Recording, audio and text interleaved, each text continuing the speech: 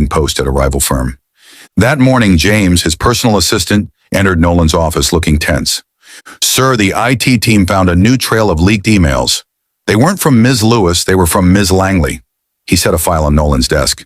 They traced everything. The email framing Ms. Lewis was fabricated. Langley used her access to plant the evidence, and she sent confidential Zenith data to a competitor, possibly for personal gain. Nolan flipped through the documents, jaw clenching. Line after line confirmed it. Isabel hadn't just framed Harper, she had deliberately sabotaged Halden Corp. One email even detailed her plan to delay technology transfers so Zenith could retain core patents, the very loophole Harper had flagged. His vision darkened. Isabel hadn't just betrayed him again, she had destroyed the one person who dared to speak the truth.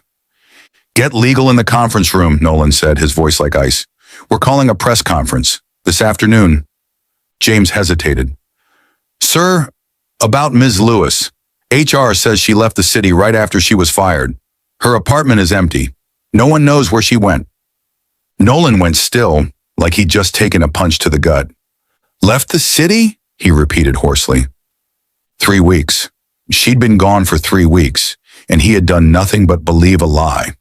"Find her," he said, his voice low but resolute. "Search everywhere, her school, volunteer centers, hospitals. I don't care what it takes." James nodded and rushed out. Nolan summoned the legal team. Isabel entered confidently, but her eyes flicked nervously when she saw the folder on the table. "Nolan, what's the urgency?" she asked sweetly. He shoved the file toward her. "Explain," he said, each syllable like a bullet. "Why did you forge an email to frame Harper Lewis? Why did you leak confidential information to our competitor?" Isabel paled but tried to recover. "Nolan, you're misunderstanding. I was protecting the company. Harper was—" "Enough!" Nolan snapped, standing. The room fell silent. "You betrayed me 4 years ago, Isabel. I forgave you. But this," he pointed at the file, "you didn't just damage Halden Corp. You destroyed an innocent person. Harper Lewis warned us about the trap in that contract, and you repaid her by making her the scapegoat." Isabel opened her mouth, voice trembling. "You don't have solid proof." "The proof is right here," Nolan barked, slamming the file down. "You're finished," he turned to Elaine. "Remove Ms. Langley from all projects. HR will terminate her immediately." Isabel panicked. "Nolan, you can't. I'm the best you've got."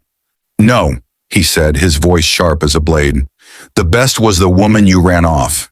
Get out." As Isabel was escorted out, Nolan's rage gave way to guilt. He'd let Harper take the fall. He'd watched her walk away, devastated and alone. He thought of her defiant smile, the sparkle in her eye when she joked that he was the worst lawyer on earth. His chest ached. He hadn't just made a mistake, he'd failed the one person who made him want to be better. That afternoon, the Halden Corp press room was packed with reporters and flashing cameras. Nolan stood at the podium, eyes blazing. "Halden Corp is officially withdrawing from the merger with Zenith Innovations," he announced. "We've discovered acts of fraud, both from our partner and from someone within our own ranks. We will pursue legal action and overhaul internal procedures to ensure justice." A reporter raised a hand. "Mr. Halden, who leaked the documents?" Nolan gripped the microphone. "A senior advisor framed Harper Lewis, an employee who tried to warn us. She was treated unfairly, and He paused, his voice tightening. "I failed to believe her, and for that, I apologize." Gasps and murmurs rippled through the room. Nolan Halden apologizing? It was unprecedented. "She is the most honest person I've ever worked with," he added, "and Halden Corp owes her." Back in his office, Nolan could think only of Harper. James entered, shaking his head. "Sir, we checked her old apartment. Neighbors say she and her mother moved out 2 weeks ago. No forwarding address. The volunteer center hasn't seen her." Nolan clenched his fists, helpless for the first time in his life. 3 weeks. She was gone, and he had done nothing to stop it. "Keep looking," he ordered. "Try her school, hospitals, anywhere she ever mentioned." James hesitated. "Sir, what if she doesn't want to be found?" Nolan turned, eyes burning. "Then I'll find her anyway. I owe her the truth, and more." That night, Nolan sat alone, staring at the city lights. He remembered the moment Harper had interrupted the boardroom meeting, her voice clear and unshakable. "This clause is a trap." She had been right about the contract, about Isabel, and about him, a man trapped by power and doubt. He'd lost control not of his company, but of the one thing that had truly mattered, Harper. In a small town hours away, Harper sat in a dimly lit motel room, the flickering lamp casting shadows on her weary face. Beside her, her mother slept peacefully, unaware of her daughter's quiet anguish. Harper stared at the ceiling, tears sliding silently down her cheeks. She thought of Nolan, his rare smiles, the warmth in his eyes. He hadn't believed her. She'd wanted to explain, to fight, but there had been no chance. He chose not to trust me, she thought, and now she couldn't go back, not even if she wanted to. You're watching Soul Stories exclusive to our channel. If you're still with us, drop a comment. We read and cherish them all. Subscribe to support more heartfelt, original stories. Thanks for being part of the Soul Stories family. Chapter 8, Searching Where No One Thought to Look. For 3 weeks after her dismissal from Halden Corp, Harper Lewis lived with a quiet fire smoldering in her chest. As a young lawyer, she had spent years forging a career, grounded in integrity. She once declined a lucrative offer from a top law firm because they represented a corporation accused of environmental fraud. And yet, at Halden Corp, she had been branded a thief, a traitor, not just fired but defamed.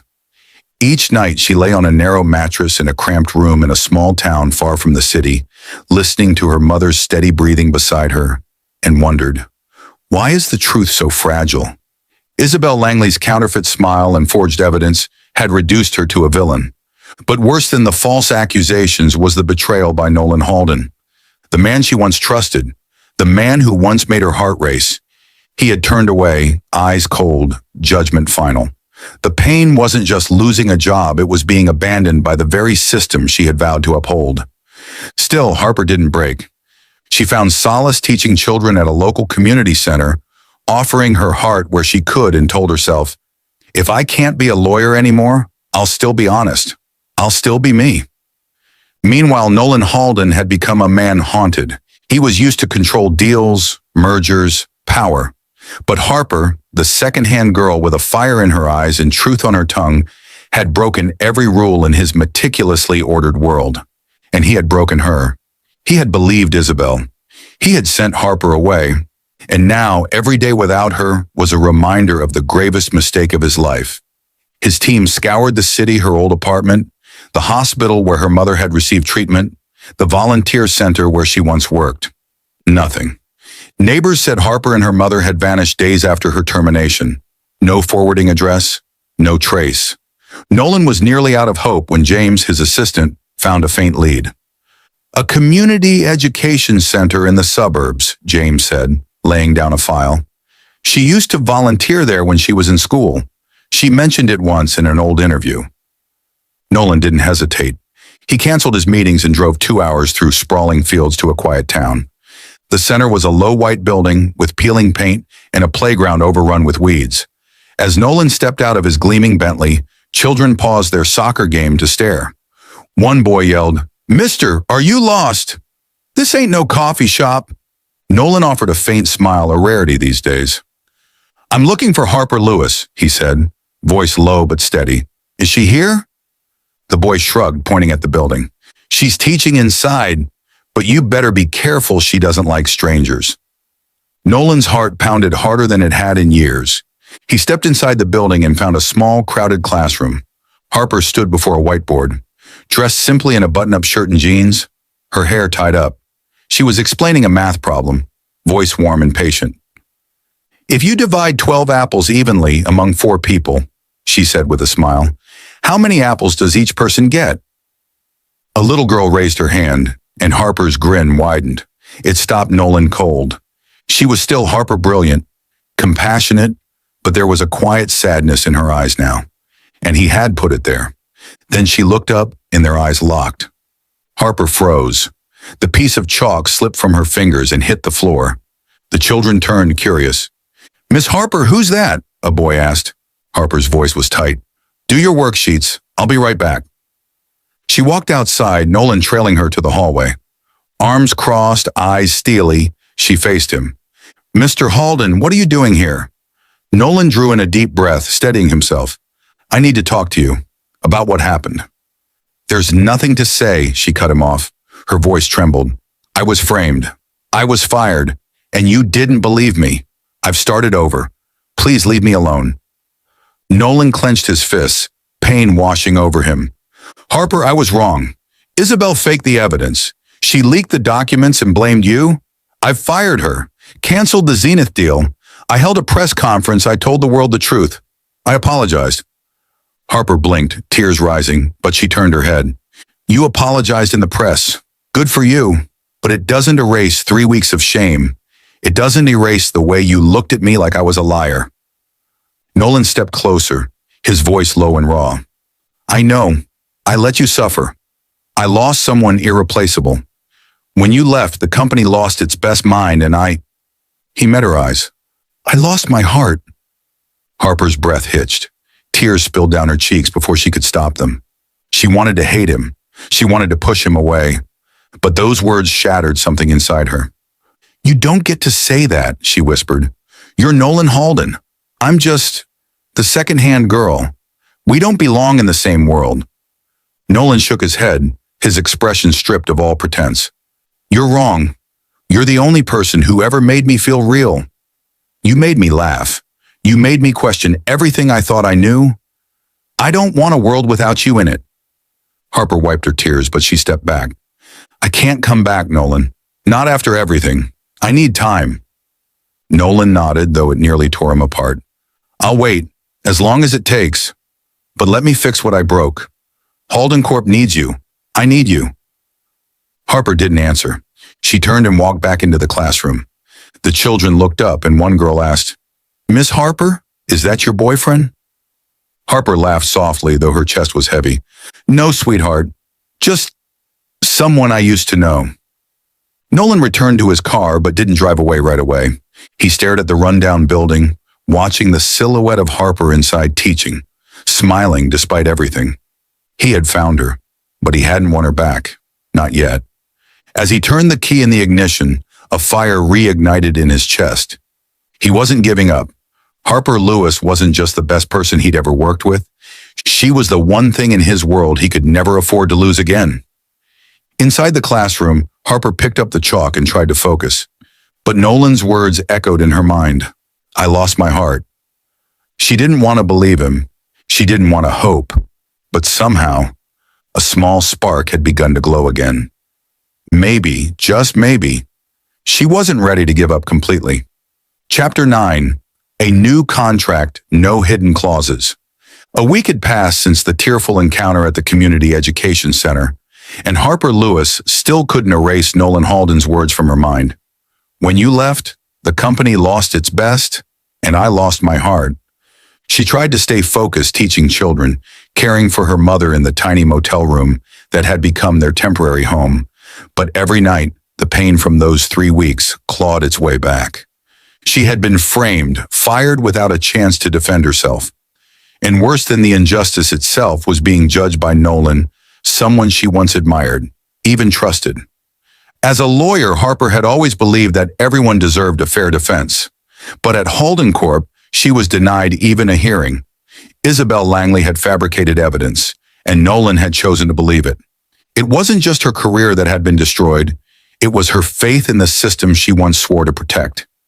That morning, a sleek black car rolled to a stop in front of the community center, drawing whispers from the children playing outside.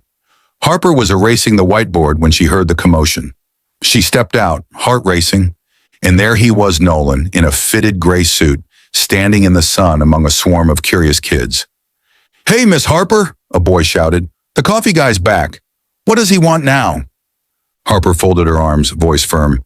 Mr. Halden, I told you I need time. Nolan gave a faint, sincere smile. I know, I'm not here to pressure you. I'm here to offer a chance to make things right. He extended a thin folder toward her. On the front, employment contract. Harper Lewis, Senior Legal Counsel. Harper blinked, stunned. Senior counsel? You're serious? I was an intern fired without a single word of defense. Nolan's jaw tightened. His eyes darkened. I was wrong to let that happen, Harper. Isabel faked the evidence, and I didn't give you a chance to speak. I want to make that right with this. He gestured to the folder.